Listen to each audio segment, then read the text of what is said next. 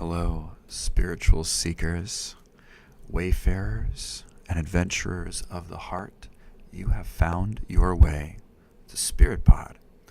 I'm your host, Matt Ganji, and thank you so much for joining me here today. I'm just checking all of my levels here. As you might know, this is also a live stream experience on YouTube, so I'm very happy to welcome everyone here who's joining in for the live stream fun. And yeah, I'm starting a little bit early this time. I just felt like now was the most appropriate time to start. I don't know why, but I usually schedule these events for a specific time, and that's the weird thing about time, isn't it? That I don't know, time isn't real in my opinion. And I want to talk about that for a minute because I think it's fun to think about, because we base so many of our human experiences in our lives, and everything we do is based around time, right? Like doing something by a deadline, or planning something in the future like a vacation or an important meeting. Everything we do is done on this linear time scale. Just like me scheduling this live podcast episode, I scheduled it on a time scale. I'm like, all right, I'm going to do it Sunday at 2 p.m. Eastern, and that is the time that I'm going to be live. And it helps us as time-oriented beings having a human experience, because then when you can expect me to be on and to be live, and like when you can make time in your life to connect with me based on your own time scale, right? But a weird thing happened today. I was just feeling through some stuff, going through the wonderful roller coaster of emotions that we all get to experience as humans here on Earth. Isn't it wonderful? Just having all those ups and downs, just feeling sad and angry and frustrated and happy and joy and peace and scared. It's great. It's like a grab bag. Some days you wake up, you never know what you're going to get, and you just roll with it. And that's what it means to be a human. Crazy stuff. But here's where we get lost to time, or the essence of time, because really it's all about coming back to the present moment. That is the only moment that ever matters, and it's the moment that I love talking about the most. Because this is where we create. We create from this point, the present moment. It's the only real thing out there. We have an idea of the future and what it holds for us, and we kind of can visualize it. We can see it to an extent. And we definitely have an idea of the past because it happened to us. We were there, and sometimes rough stuff happened to us. Good things happen, things that we want to keep in our memory, loved ones that are no longer with us in the physical world. We got a very good idea of the past, but really all we ever have is this moment right now, in which I'm currently speaking to you and you're listening to me.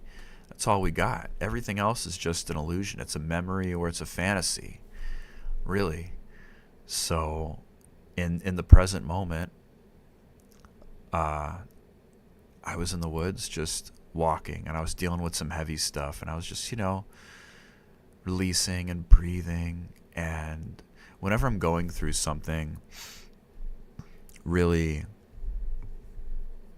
difficult, emotional, that I'm finding a really just hard time to navigate, and I'm getting wrapped up in, it helps for me to go out to the woods and just feel through it, but also just connect to everything that's around me and find my place there. Just remember that I'm connected to all of it, and suddenly everything that I'm going through seems a little bit smaller and easier to manage. It's easier to let go. And I was just like, you know what? I feel like going live now. I know it's a half hour early, but I feel like it's a good idea to go live now. So I did it, and now I'm here.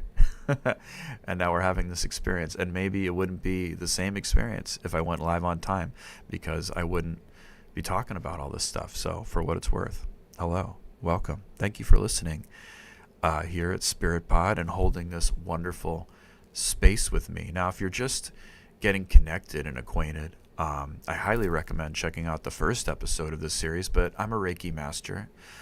I'm somewhat of a spiritual teacher, a life coach. I find it tough talking about myself because my role here is, it's tough to define, because when I look at myself, I'm a guy that loves talking about spirituality.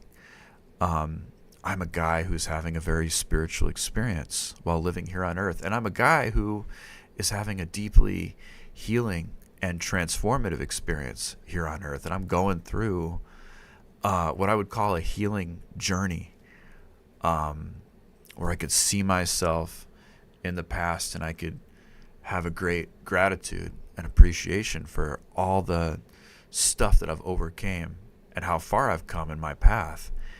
And I'm still very much going through it every day.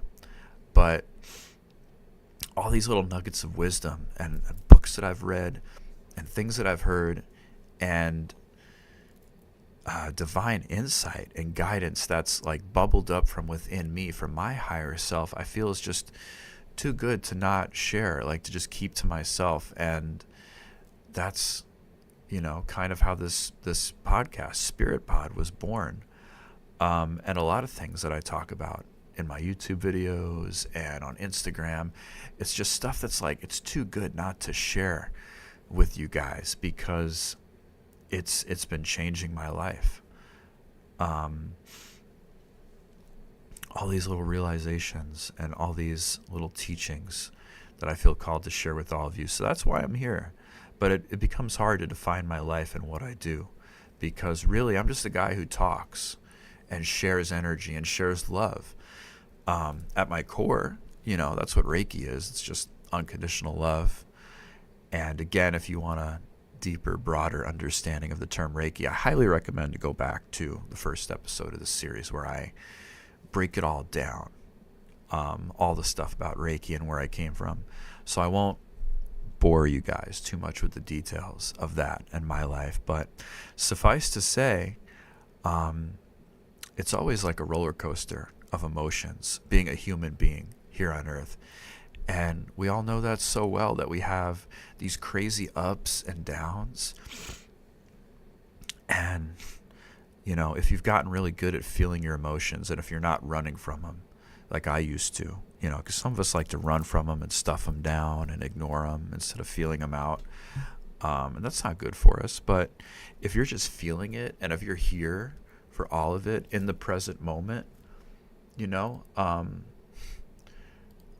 guys know like what it's like when you're truly in it, not running from it. Because when you're embodying like full presence and you have all your awareness right here, that doesn't stop yourself from feeling a difficult emotion. People think that in meditation, and that's what we're going to talk about. That's our main focus for today's meditation. But when I talk about meditation, people think that it's always like you're always peaceful. You're always just like, just breathing, and you're in touch with your breath, and you're one with the cosmos. That's not what it always is. It's intense present awareness, just right here in this moment. You're fully here right now, showing up for whatever that entails. And the fact that we've all signed up to have a human experience means that in part, we're here to suffer a little bit. We're here to go through the challenges and the struggles of being human and what that means. And in essence, a lot of that is really tough emotions. Now, can we break it down even further and say that all suffering has roots in the ego? Sure, we can definitely say that. And that's not to minimize anyone's experience or say what you're feeling doesn't matter. But when you break down pure presence and you get to the heart of what it means to be present, you'll find that there is this strong undercurrent of love, unceasing and limitless love pouring out from within the deepest parts of you. And that's a beautiful thing when you're able to get in touch with that and be fully present and just in that space of love, knowing that that's coming from you. Like that's who you really are. At your core is love. And that's just like radiating out from you, right? And that comes with it joy, peace, this feeling of like being limitless. You are a timeless and formless being. That's great. And we're also having a human experience. So we also have an ego. We also have our own thoughts and reflections. We have our beliefs. We have the ways that we've been conditioned, right? And we have all of our feelings and stimuli in the outside world and what that makes us feel. And it's not always easy dealing with that. We have all these, we got relationships. We've got relationships with our family, our loved ones, our significant other, our pets, and these all lead us to feel different ways. And just being human, we form attachments. We form attachments to the ones we love. We form attachments to outcomes, things that we expect to happen. And that's just natural to being human. And then when those things don't happen, when our expectations are suddenly turned upside down, when people don't act the way that we expect them to act or we would like them to act, it ends up with us getting hurt a lot of times. And we feel sad, or we feel betrayed, or we feel discombobulated for a time emotionally.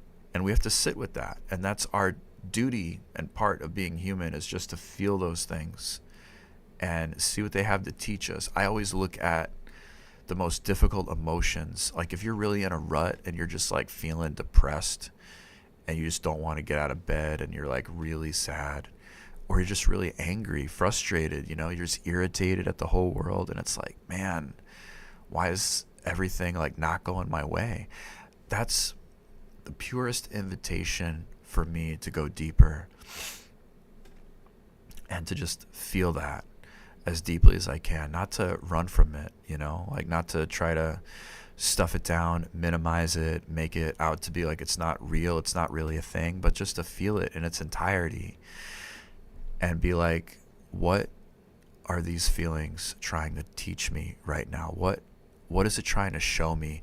What is it trying to reveal about a deeper part of myself that I might be ignoring? What can I bring to the surface and hold in the light right now and just feel it?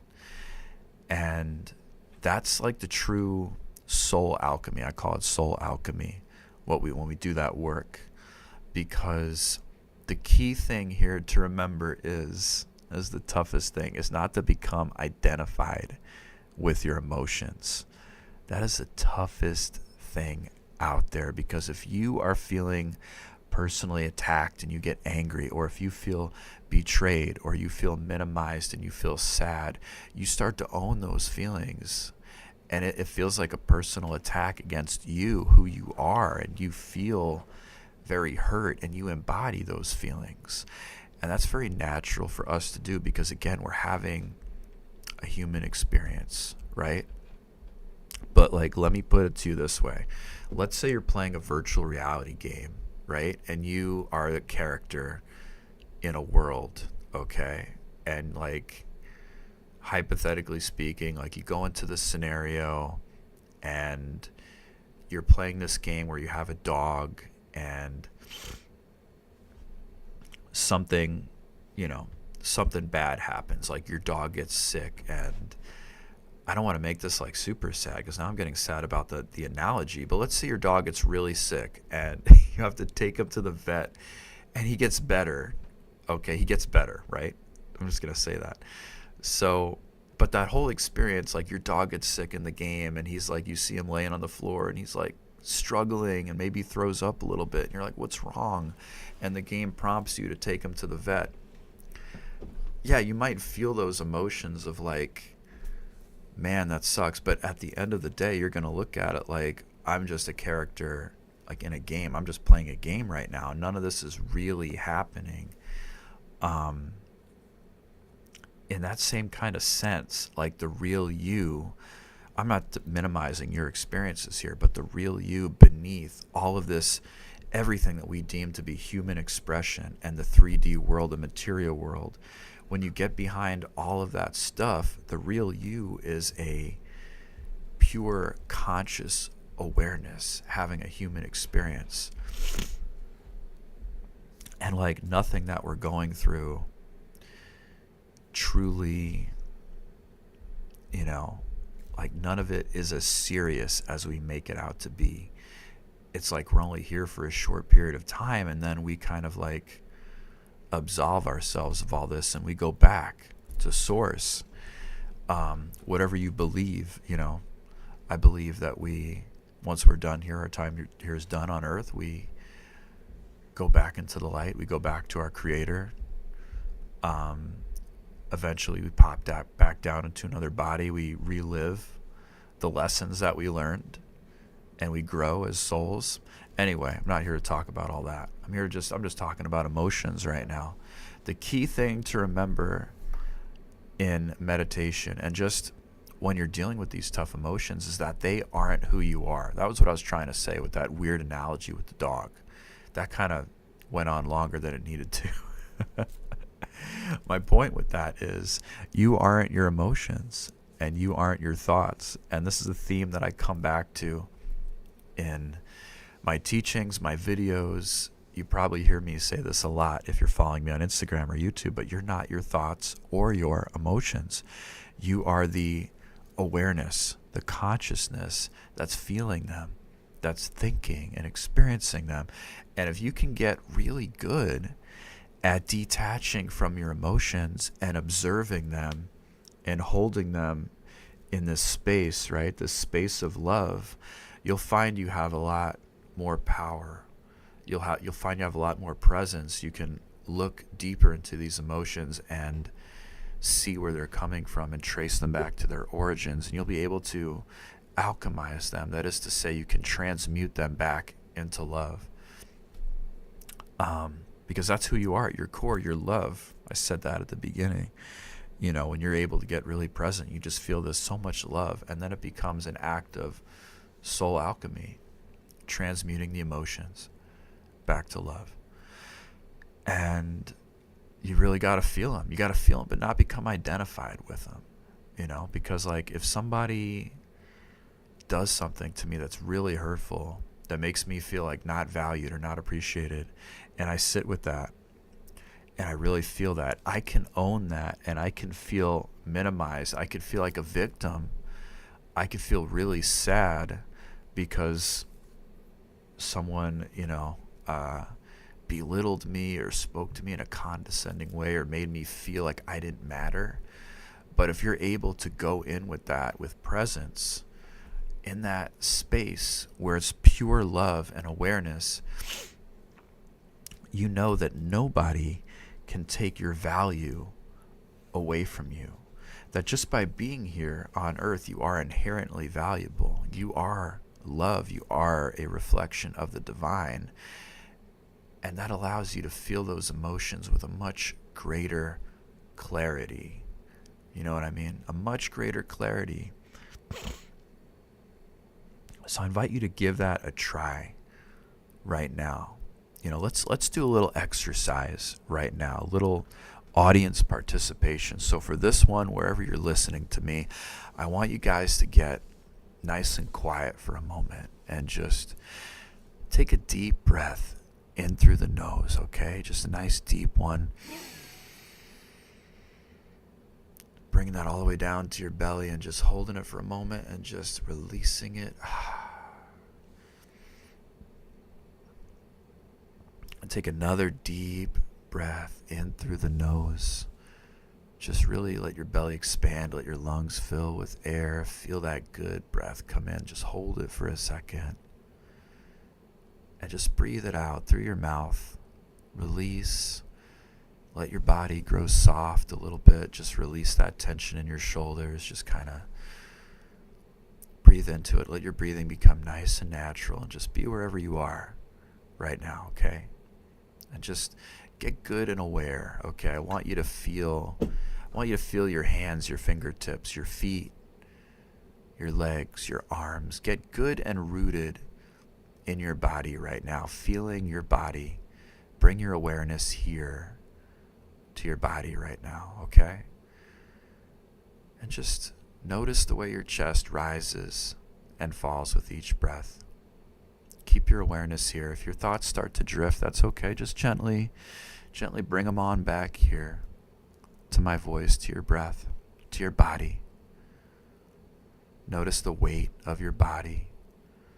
Feel your clothes on your body. Feel the weight of gravity just pulling you down into like wherever you are, your chair, on the floor. Maybe you're laying down on your bed listening right now. Just feel the weight of your body. Just feel yourself in this, having this pure physical experience. Keep breathing nice and deep. Feel that breath. And just get really rooted right here. And then I want you to start feeling inside your body, like the feeling of the energy inside your body. That force that's animating your limbs. Just feel into your body and feel the energy there. Feel that awareness that is you inside your body right now. And taking another deep breath. Just letting it all out. Feel that energy. Just beneath your skin, that animating force, that's your consciousness right there. Just breathe into that for a moment. Just feel what that feels like, okay? Be fully here right now. With each breath, you're fully here, listening to my voice, right here in this space. Grounded, rooted, completely present. And I want you to think back, okay, just a moment. Take a moment to think back the last time somebody did something to you that felt like a personal attack. You don't have to ruminate on it for too long, but I want you to call up the emotions that brought up, okay? I want you to feel what it felt like to feel attacked. Even if you felt like the victim, if you felt hurt, if you felt like you were made to feel small or minimized, someone didn't respect you, someone spoke in a way that kind of cut through who you think of yourself. Someone made you feel like you weren't important in that moment. Someone made you feel like you weren't worthy of being seen, and how that felt. Kind of like a raw feeling. Whatever it is, just feel it right now. Don't think about it. Just feel the emotions of it without any thought. It's like a turbulence beneath the surface. Just feel into that for a moment. But stay rooted in your body. Stay with your breath. Just feeling this emotion. I want you to just watch that emotion. It's like unfolding like a storm inside your body. It's turbulent. It's rough. The waters are rough. And just look at this emotion from the perspective of your limitless nature. Hold it in a space of love right now. Breathe into it. If you're feeling it in a particular place in your body, take your awareness there and feel it. Breathe into it. Bring consciousness to it. Look at it from that timeless consciousness that you are. Just a brief moment in time feeling this emotion.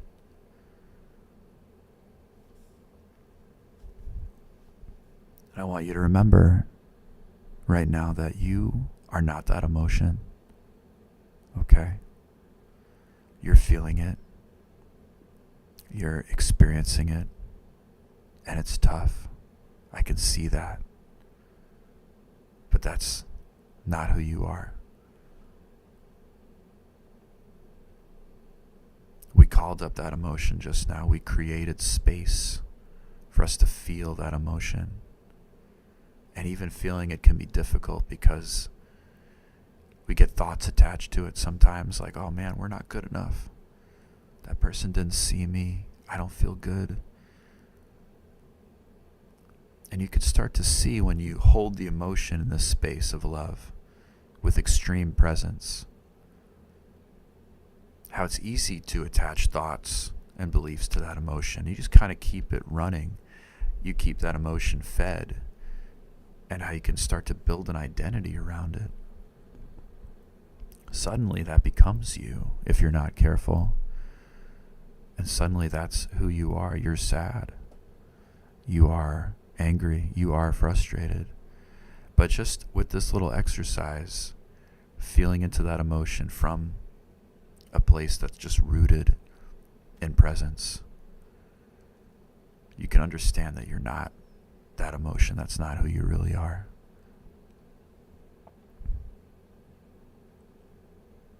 I just want you to take another deep breath and come back to your center. Just breathe it out. Feel your body again. Feel right where you are in this moment.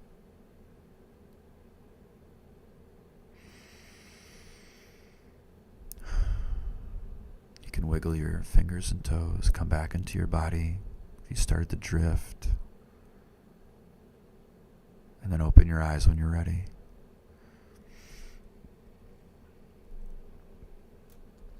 And feeling into that, feeling deep into that, it's easy to get lost in those feelings, isn't it? It's easy to get distracted by the emotions and then the thoughts that come up, because usually what happens with us is we'll feel an emotion and it'll be really deep. We're not sure where it comes from, but the first thing we try to do is attach thoughts to it. Try to see like, oh, what's going on? Why am I feeling this way? And then we start having thoughts that are related to that emotion. I feel this. This must be this, or we attach these thoughts to it. And then before we know it, that emotion becomes part of our identity in that moment, becomes part of who we are without realizing it. And what this exercise is showing you is this emotion is not who you are.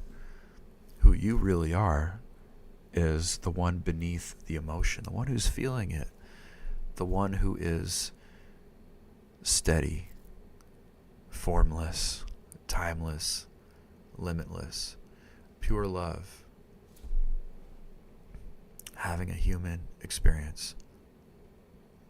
And if you can get really good at bringing your awareness back to that presence, being rooted, just feeling your consciousness behind your body, does a lot for navigating those emotions with more grace without getting stuck in the muck of them for too long. And look, I'll be the first one to tell you that it's tough, especially if, it's someone close to you, or something cuts you really deep and you just feel it, and it's raw. So I get that. I totally get that. But still, even no matter what you are feeling, no matter how difficult it might be, that's still not who you truly are. And I think that is the most important lesson of all. I know for me, going through some of the most difficult emotions ever, where I can feel lost or hopeless or completely unsure of my path forward. And I'm feeling it all. I'm embroiled in it. I'm right there in the thick of it. But if I can just take a moment to pull myself out and just remember I'm having this experience. I'm here, I'm present. There's still love within me. And I am that love. It doesn't minimize anything that you're feeling or experiencing, but it becomes a little bit easier to deal with. It's like when if you're playing that virtual reality game, it can become easy to get lost in the story. Maybe you don't play virtual reality. Maybe you're watching a TV show and you're really feeling it for the characters, and you get really emotionally invested, and something bad happens to a character and you have a reaction like it's happening to you. If you're able to pull back and realize, that's just a TV show. Oh, this is just a game I'm playing. It's sort of like that with this human experience. You can just be like, no, I'm just in a body right now. I'm having a human experience, and it's really tough, and I'm really sad right now, but still, at the end of the day, I am love, and nothing can take that away from me. You reclaim a lot of your power back. You reclaim all of your power back. Bring it all the way back to the beginning of this episode. All you have is the present moment and what you choose to do with it.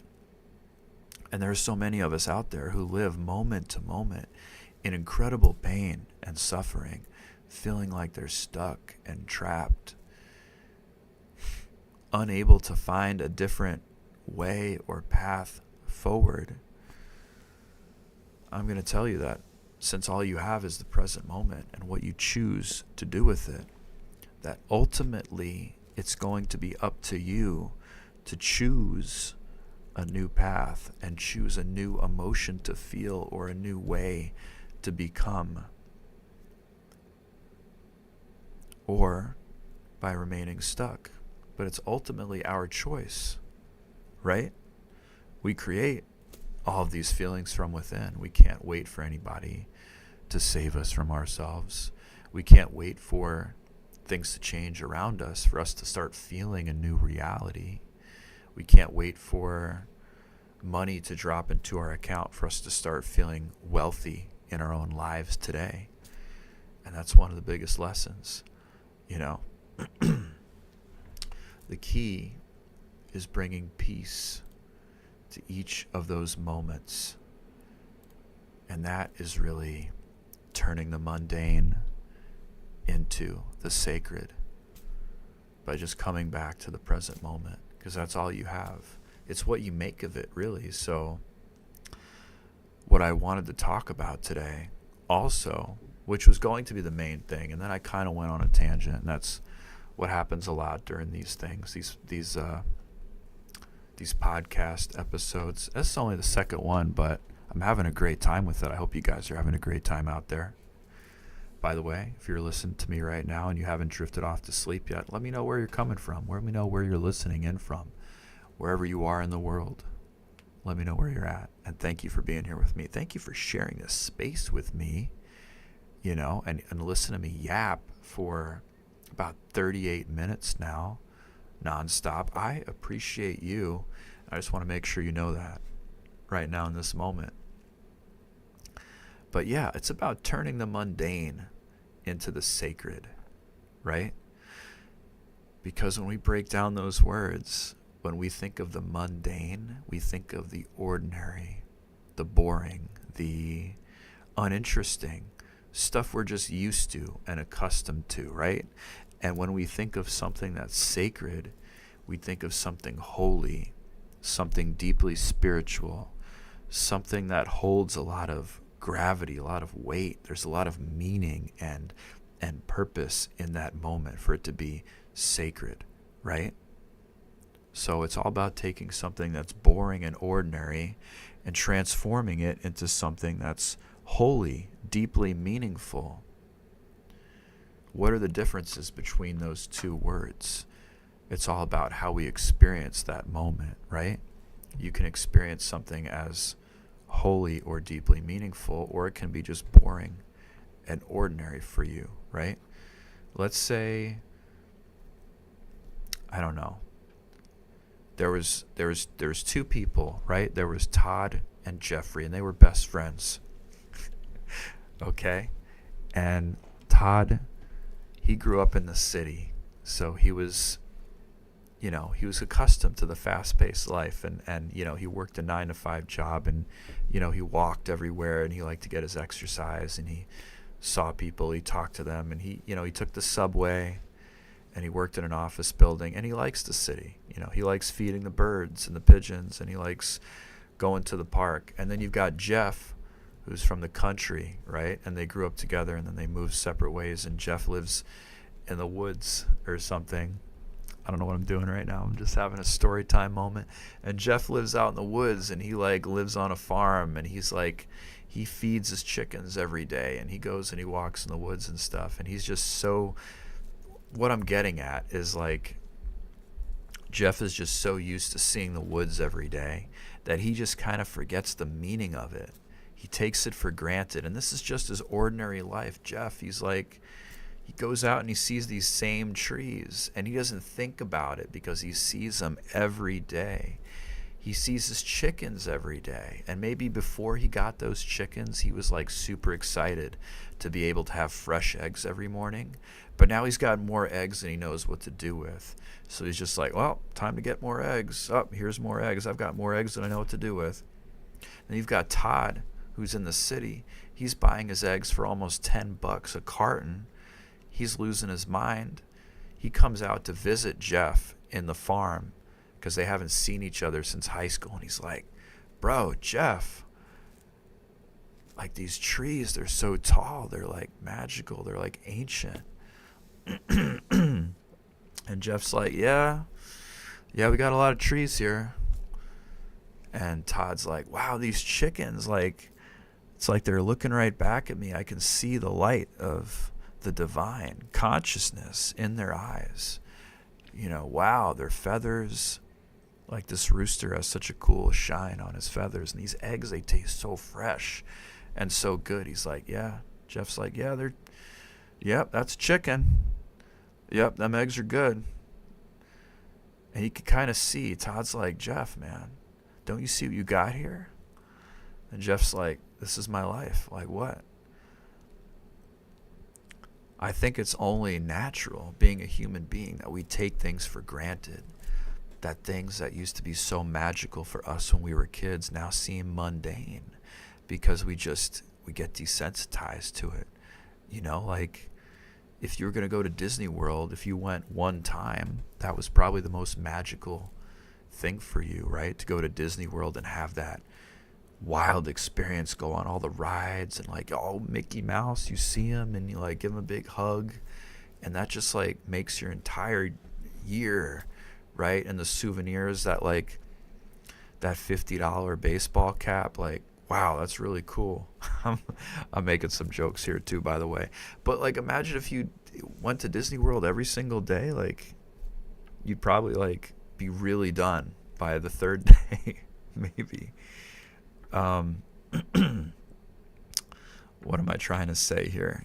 Turning the mundane into the sacred, because we humans have this remarkable ability to take something that can be just like magical, like a walk through the woods, and turn it into something that's just like meaningless. And all of this is to say that we are defining our experiences and we are creating our own experience from within, you know, because the external circumstances are going to be what they are, no matter what. Disney World is going to be Disney World, whether you've been there once or a million times. That farm, those woods are going to be the same, whether or not you've gone there one time or a million times. The Grand Canyon, you know, while the erosion is probably going to keep making it wider and deeper, it's going to remain relatively unchanged, whether you visit it every day or a million times. What really makes meaning in those experiences is what you assign to it, the experience that you have inside yourself first. So when I say turning the mundane into something sacred, this is all about just transforming your life and bringing more presence, bringing more magic into your life. It's you that brings the magic back into your life. It's like the magic never really leaves the world, you know? When you think back to where you're a kid and you're like everything, like I used to have adventures in the backyard and I would like make up characters and like stories, and I would like, you know, I would just like run through the woods and like run through the backyard, and I'd play with bugs, and I would like drag this little wagon around, and I would collect different pine cones, sticks, and leaves of like different shapes and sizes. And I had the best time. I was like cataloging nature out there, and everything was like full of magic. Everything around me had this crazy otherworldly quality to it. And maybe that was because I was like 5-6 years old and the world was so new. But when I'm like, here I am now, to be like 36 And sometimes I catch myself going out to the woods, and I'm just like, I'm just walking through the woods, and I'm just like, I'm thinking about everything that I've got to do today, and I'm like, I gotta get down the mountain because I gotta go to the store, and I gotta buy the food, and I gotta buy the water, and I gotta buy food for the cat, and I gotta buy cat litter, and I gotta get gas. And it turns like this, what's supposed to be a sacred walk through the woods, into something that's like just something I'm doing while I'm thinking about other stuff, you know? So when I say turning the mundane back into something sacred, it's bringing the magic back that was never left. It's just you're thinking about too much stuff to really hold space for the magic that's in every moment. So for example, I want to tell another personal story. I was cutting the grass a few days ago, and I did not want to do this. Okay. Because like, I don't want to do that. Like, that's not fun to me. For one, I'm living in a house right now, sharing space with someone living in a house that's on a hill. So like half of this lawn is like on this really steep gradient, so that when you're cutting the grass, like you have to hold the lawnmower up here and your body's like over here, because you have to like counterweight this mower. Otherwise, you're going to go sliding down the hill. You just can't be like lined up. And people are like, oh, what's the big deal? You're cutting grass. You're just pushing this thing. No, it's like you're battling the forces of gravity and nature, because the grass is wet and I'm sliding. So I'm like sliding, I'm slipping, I'm stepping into like armadillo holes and stuff. And I'm like pushing this mower. And I'm wondering, like, one slip, my foot's going to go up in there and I'm not going to have a foot anymore. I'm going to have like a mangled stump. And that's not what I want. So I don't really like doing it, you know, and I'm like cutting things, and like there's rocks everywhere. Rocks go flying everywhere. And I'm like, this is shrapnel. Like, what's going to happen to me if I get struck by a rock? Like, you don't know. So I think about that a lot. So naturally, cutting the grass is like, it's not fun for me. And you're like dragging the mower upwards. I don't want to go into the whole detail. You can imagine, right? It's not just like pushing. Anyway, so all of that being said, I didn't want to do it. I didn't really want to do it, but it had to be done. So I got out there and I'm doing it. And for the first few minutes, I was thinking about, man, this sucks. And I slid, fell on my ass once, twice. I'm like, I really don't like this. Like, is somebody trying to make a joke out of me right now? Looking around like, are you laughing? Who's laughing at me right now? But I decided I didn't want to feel like that, you know? And I remembered some quote. I forgot who said this quote. Maybe somebody out there knows who said this quote. When the mind is still, the broom becomes a bell.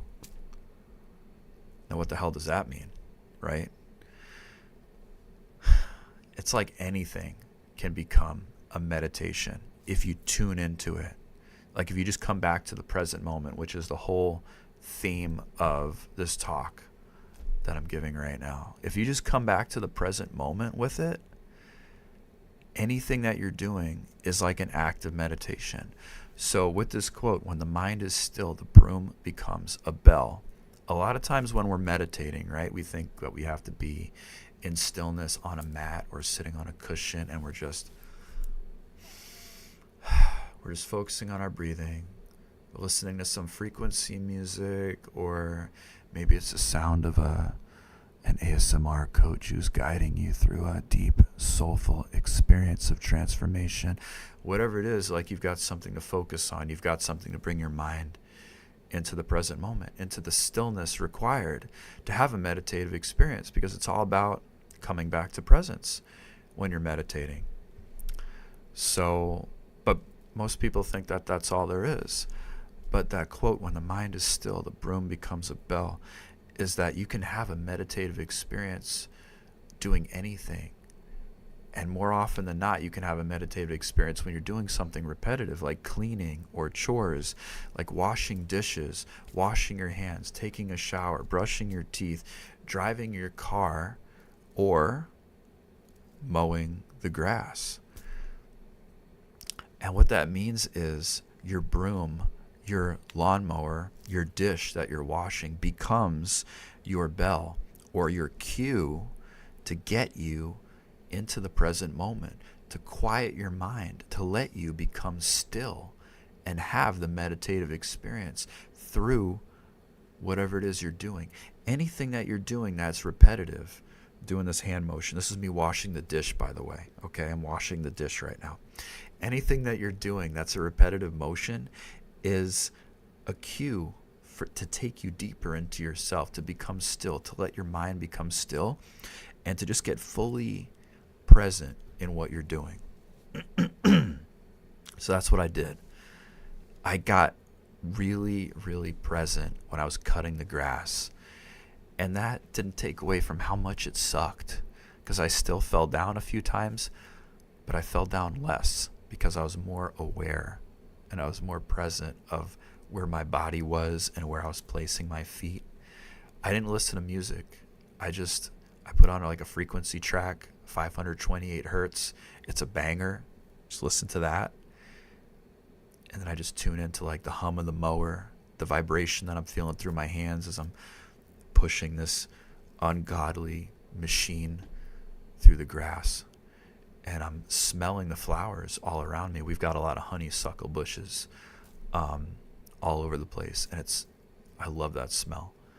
And the smell of the fresh cut grass, the smell of the leaves, all that stuff. And I allow myself to be fully there.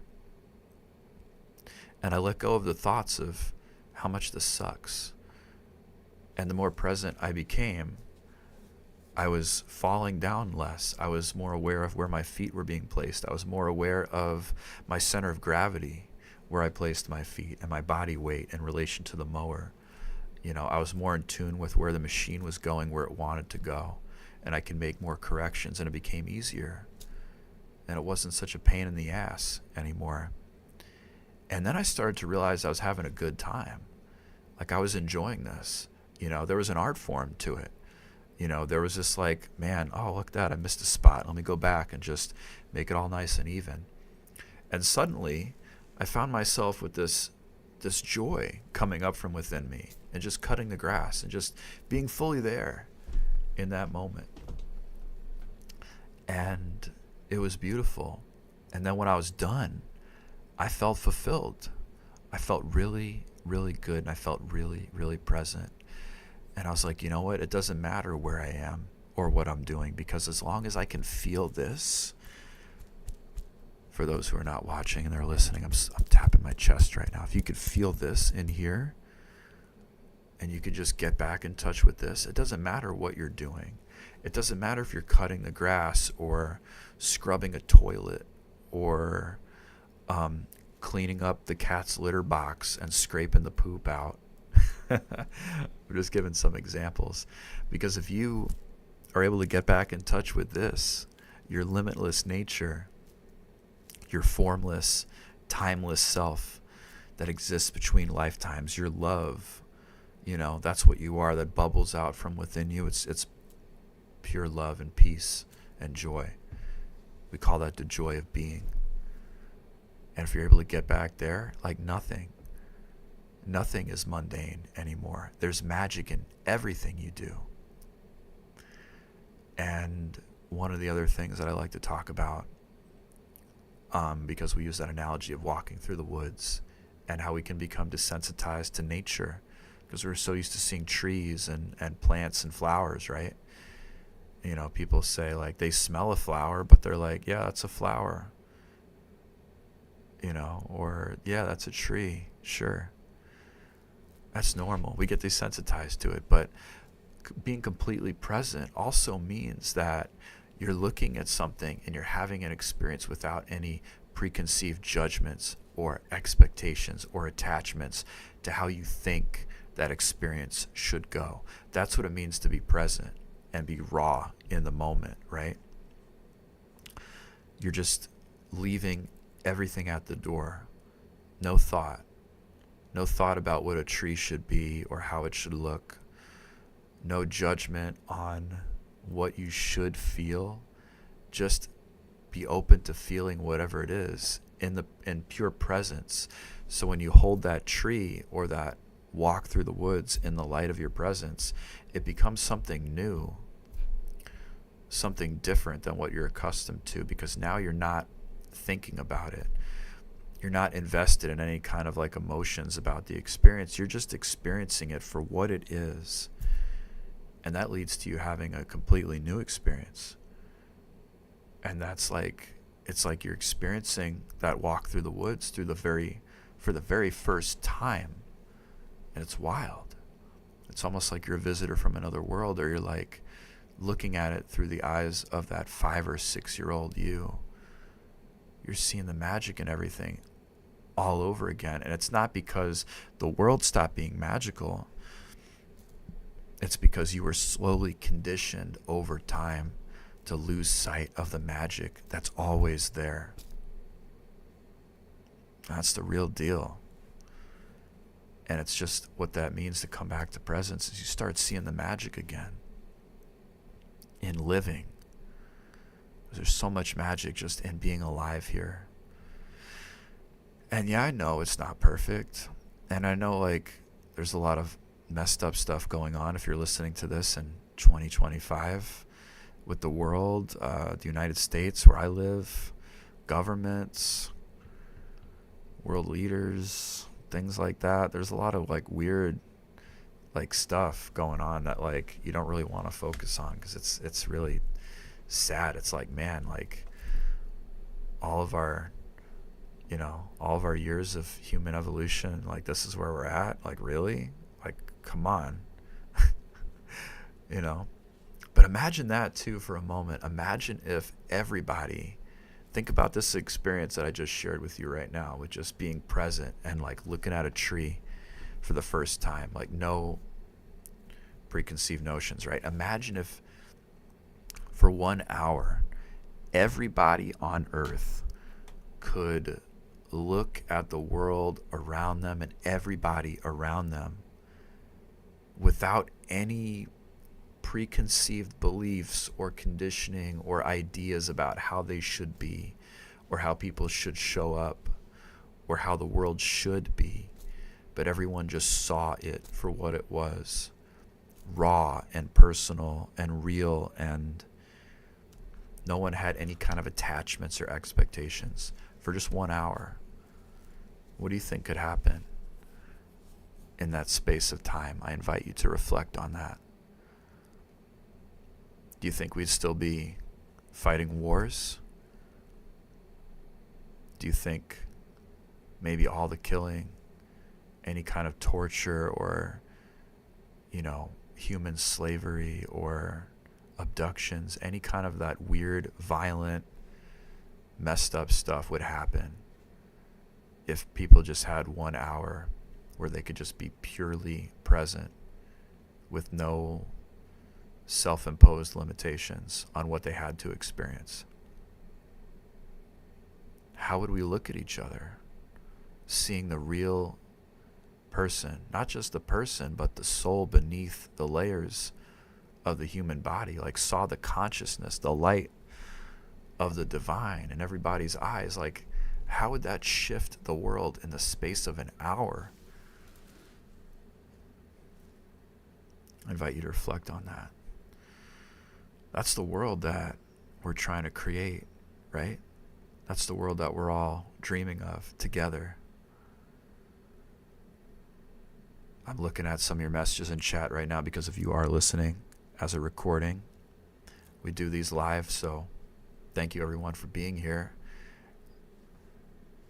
Yeah, think about that.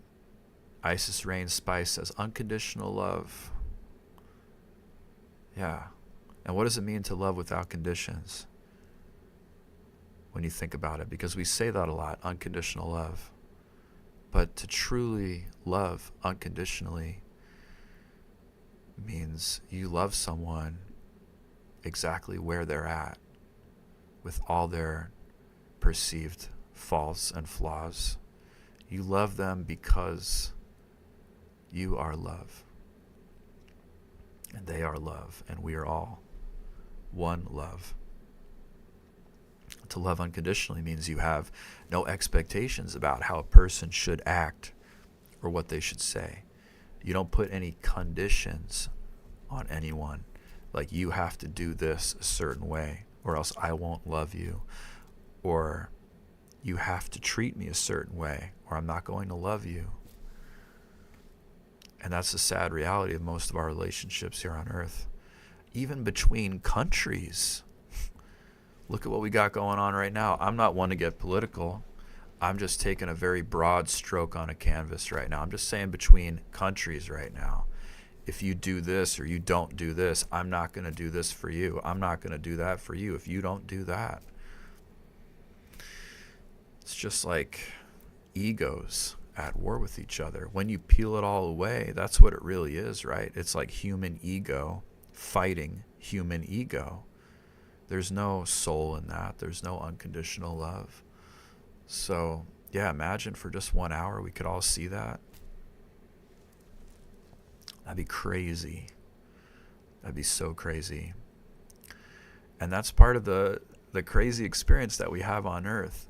Because, you know, I'll talk about this all day long and then I'll go out and I'll drive to the store and somebody will just cut me off. And for a flash, I'll have like a flash of anger come up like, who are they to do that? Who does this person think they are? It's almost like you forget there's a person behind the wheel of that car. And for just, even if it's just a flash, like a trigger of anger, because I catch it in the present moment. That's the key. You know, you got to catch those emotions when they flash up, when you get triggered, when it rises up in the present moment. You bring all your awareness to it. You catch it there, and you're like, you hold it. And you're like, where are you? Where are you going? No. And you hold it there.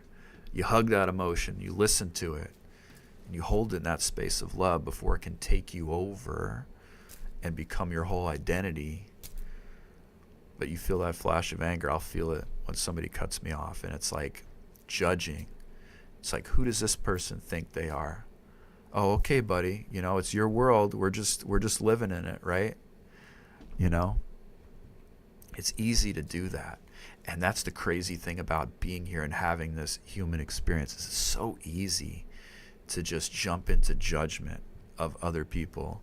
It's so easy to, you know, deem somebody unworthy of our love because of something they did, you know, and that's really what it is. We're placing conditions on everyone, you know, like, well, that dude cut me off. That guy's obviously a POS and he doesn't deserve my love. Like, I'm not saying that, like, I'm not thinking that, but that's ultimately what we're saying, right? You know, like, oh, this person is taking forever to back out of the spot. Like, what's wrong with them? They don't deserve my love. Or, you know, somebody making a scene on an airplane. You could take that to the most crazy extreme examples because you want to get real and raw with unconditional love. You could take it all the way to, like, let's say there's a popular video of someone being very racist and very rude and displaying severely unconscious behavior on an airplane in public, and there's a video of this, you know, and it's not even just one video. There's many people that have done this and just being really, really unconscious, really disrespectful. It's easy to say, you know, wow, they don't deserve my love because of the things they just said, because the way they expressed themselves, because they did something that was like morally reprehensible. They don't deserve my love either. But is that any more right or less right or more wrong? What am I trying to say?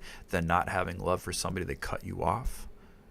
How far can we go into unconditional love? What would it mean to truly show unconditional love for every single person?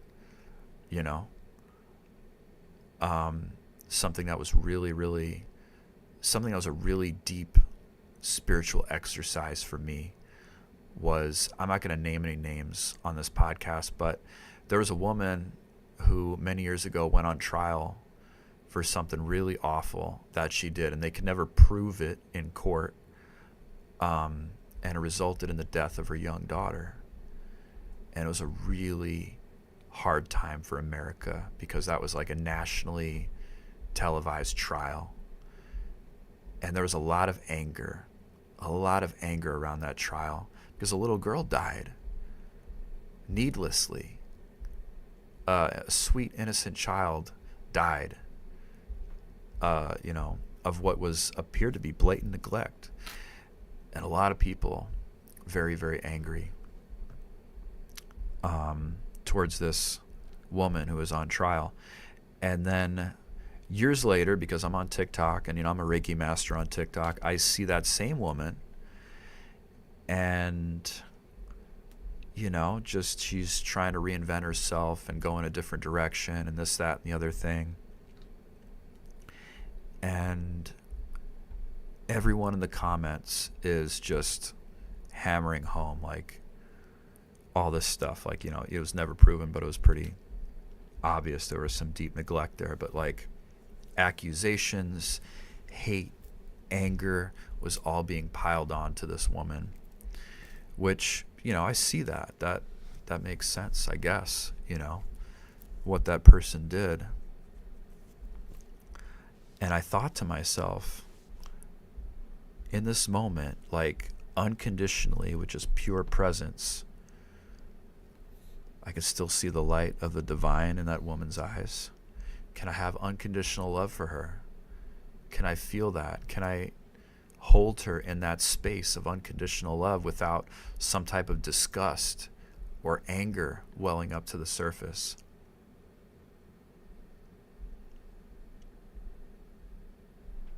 It wasn't easy, but I could do it. But to do that, really had to let go of all thoughts, all beliefs about this person, all conditioning. So that's real unconditional love. That doesn't excuse or make light of a person's actions, but still allowing yourself to feel love for someone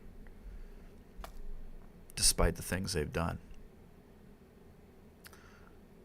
It's very tough. And now I'm just speculating, and I'm going into this space speculating because there's people even worse than that. There's people who have done way worse things. There's some of what we'd call the worst human beings on earth. Done really terrible things. Mass murderers.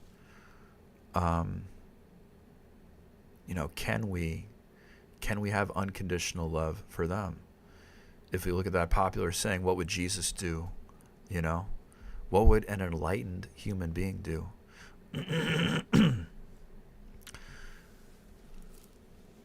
If it was on your path to enlightenment to hold unconditional love for everyone, could you do it for even what society deems to be the very worst of us? It's definitely something that invites further reflection. But yeah, any way you look at it, you don't have to go out there and start, loving all the worst criminals and, it's just a thought exercise, really. We don't have to go too much more deeper into that. But it's an interesting thing when we talk about unconditional love, because everybody talks about unconditional love, but at a certain point, it seems like we do have conditions on how far our love will be unconditional. It's like, I can have unconditional love for you, but I don't know about that guy. Yeah, that guy he did some pretty rough things, so I don't know if I could have love for him. So it's an interesting thought, because truly an enlightened being with unconditional love for everything in this universe would have unconditional love for even the quote-unquote worst of society. Something to think about. Something to bring more presence into. So, yeah. Turning the mundane into the sacred. That's what it's all about. So I'm going to start winding down the podcast here. But man, what an interesting thought experiment, just for myself and for anyone out there who's listening who hasn't fallen asleep yet. I just want to take this moment to thank you guys so much for being here. And for those of you right now who are watching me live on YouTube, if you have any questions for me or any thoughts, any comments, throw them out there right now. towards the tail end, because I'd love to hear from you.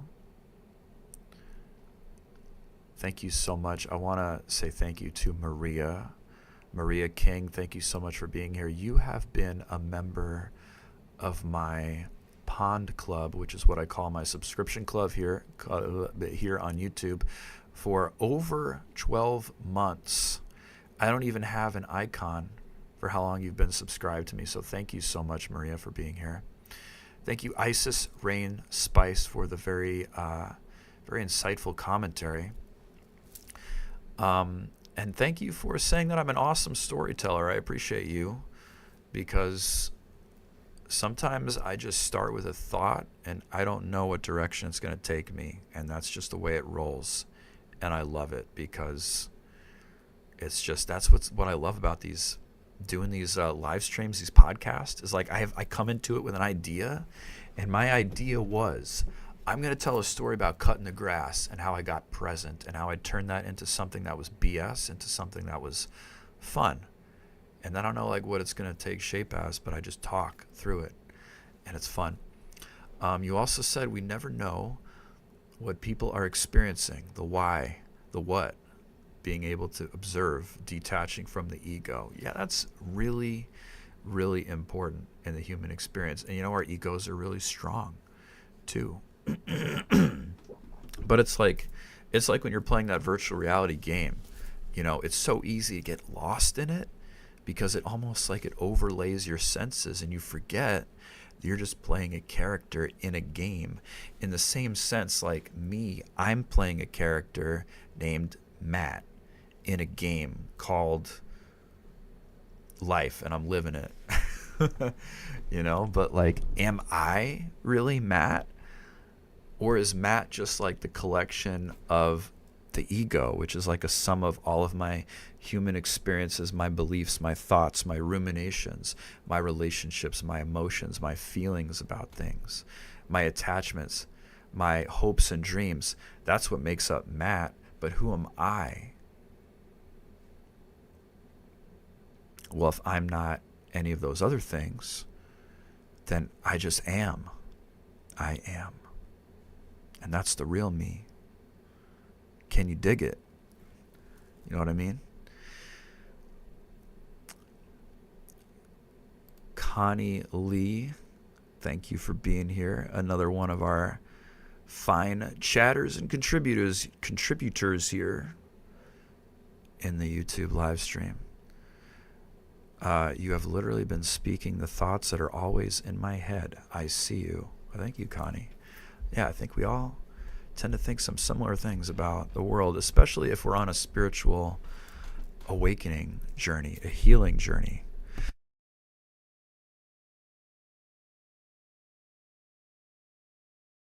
Excuse me, I had to clear my throat there for a moment. I didn't want to do that in the microphone. But yeah, I feel like, if we're in this spiritual journey of healing and awakening to ourselves, really. And what is an awakening? It's just growing in awareness of the ego and of who you really are. That you are consciousness, you are the divine, expressing itself through a human experience as Connie Lee, or as Isis Rain Spice, or Laura, or Maria. You're having this human experience. But that's the beautiful thing, that as individual and as sacred and unique as your experience is, you're still connected to a greater whole, a collective. And that's all of us. And that is the beauty behind all this spiritual work. It's like coming back home to that connection that we share with everyone. That what it's all about. It's all about that connection. And the more you're able to feel that,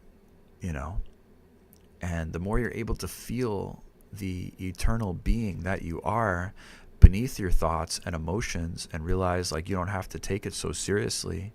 You just have to take it moment by moment, and just as long as you come back here to the present moment, to who you always are, who you've always been, you can find your inner compass here. You can be in a state of love here. You can be in your most purest inner peace right here. And I know it's easy to get lost in all the bullshit out there. Pardon my harsh language. It's easy to get lost in all that stuff out there in the world. And it's easy to even think that you have to chase things in the external world. But, it's all about coming back here. But I feel that, if you're going through that, I feel that deeply. I really, really do.